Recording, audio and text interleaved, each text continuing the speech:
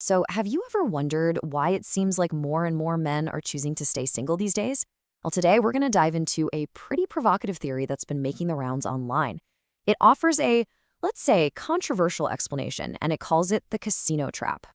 So, what's actually behind this trend? I mean, look, there are tons of social and economic factors at play, for sure. But the theory we're looking at today, it zooms way in on just one specific perspective, and it frames the entire situation as a massive high-stakes gamble. And this idea, it's really built around this one core quote from the source material. It asks you to just imagine this: betting your life savings, your emotional health, and your future earnings, all for a 70% chance of losing absolutely everything. I mean, wow, it's a really dramatic comparison, right? And you have to get this to understand the whole casino analogy. And that right there, that brings us to our first big idea, the casino trap. This is the central analogy, the whole metaphor that this theory uses to talk about the perceived risks of modern marriage. Okay, so what is this casino anyway? It's not a literal place, obviously. It's a metaphor. And from this viewpoint, marriage has basically become this high-stakes game. But the chips you're betting with, they're your emotional health, all your savings, and your entire financial future.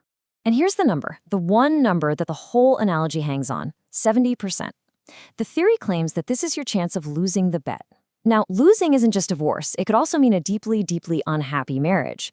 So from this perspective, the odds are just stacked against you right from the get-go. So let's get specific. What are you actually putting on the line here? The theory is super clear about this. It's not just about cash. It's a three-part stake. We're talking your life savings, your emotional health, and all of your potential future earnings. You're literally putting everything on the table. It's a true all-in bet. All right, so if marriage is a casino with terrible odds, why would anyone even play, right? And this is where the theory introduces its second big point. The game itself is rigged.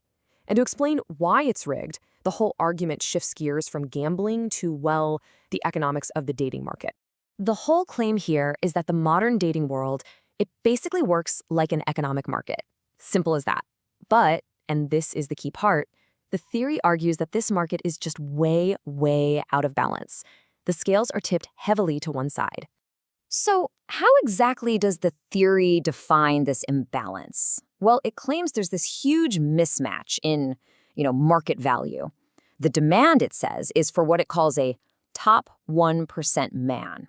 But the offer on the other side is described as a minimum wage personality. And according to this theory, that perceived gap, the difference between expectations and reality, is what rigs the whole game.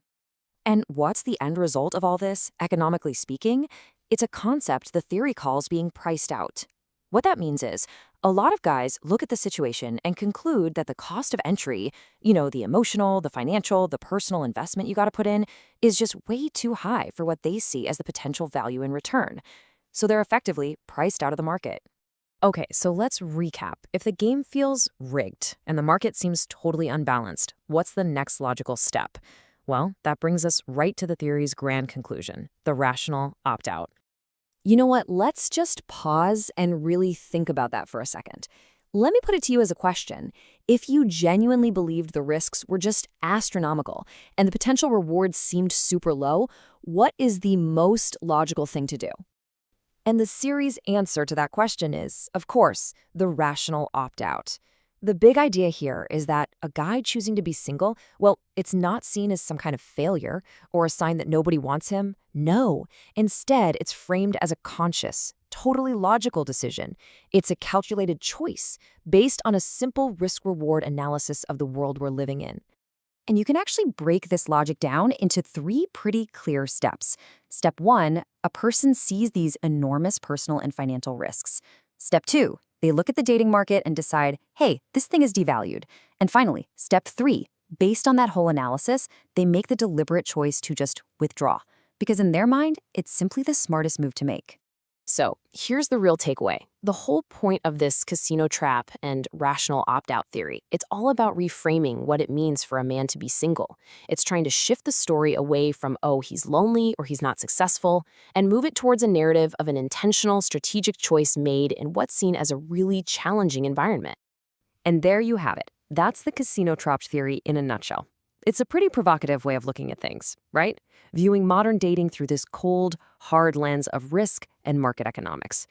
Now, whether you agree with it, disagree with it, or think it's totally nuts, the fact that it's getting more popular raises a really important question for all of us.